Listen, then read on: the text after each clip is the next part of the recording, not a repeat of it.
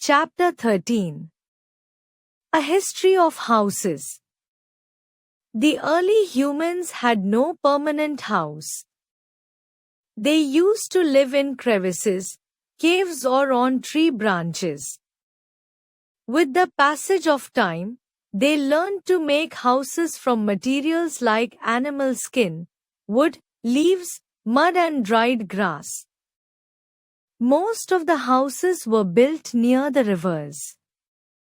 The Stone Age. Man relied on nature for shelter and protection during the prehistoric era. The first kind of home was in the form of trees, where people had little protection from the sun, rain, and cold weather. It did, however, protect against animals that could not climb on the tree. Caves were another natural type of shelter. These provide weather protection but not protection from wild animals.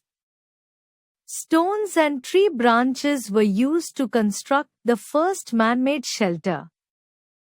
The stones got placed on the surface, building the base of the structure for holding the branches in place. Materials like as stone slabs, bones, and animal hides were employed over time to construct solid, pleasant, and secure shelter. Later, the man began to manufacture clay blocks. Ancient civilizations. The ancient Greeks lived in well-built stone dwellings with sloping roofs as well. The majority of the constructions were built using sun-dried bricks or a timber framework covered in a fibrous material, such as straw or seaweed. The Greek technique was improved upon by the Romans. They created the notion of central heating, which protected them from the cold weather. They began by installing earthenware pipes beneath the floors and roof and heating them with hot water or air. Well-built stone dwellings. Indian architecture. Indian architecture has roots in the country's history, culture and religion.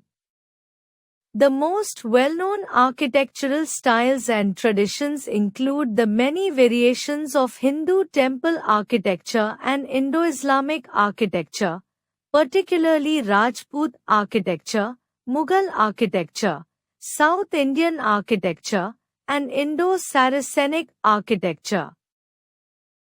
Early Indian architecture was composed of wood, which did not last owing to rotting and structural instability.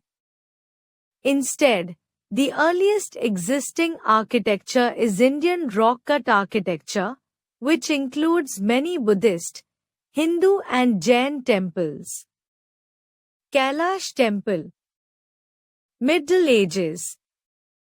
Peasants were able to purchase better housing with more money, and many peasants now resided in wattle and daub dwellings.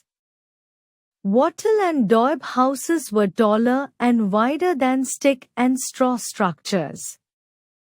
They also provided superior weather protection. Medieval house. Early modern period. This period includes the early industrial age and late Renaissance period. The house construction during this period witnessed many technological advancements.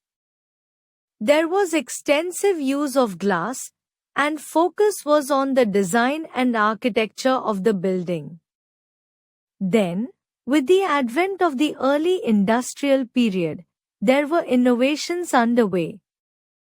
Mass production. Use of the steam engine and large-scale availability of iron became common. Iron beams started getting used for supporting the entire structure of the house. Bricks started getting manufactured in factories with the use of kilns, and their cost came down significantly. Early modern period house. Today's houses. Increase in the population and change from joint families to nuclear families have increased the demand for more houses. There is a vast change in the houses made in the past and now. Today, houses are built of bricks, cement, iron rods, concrete, and other materials. Styles and methods of construction have also changed.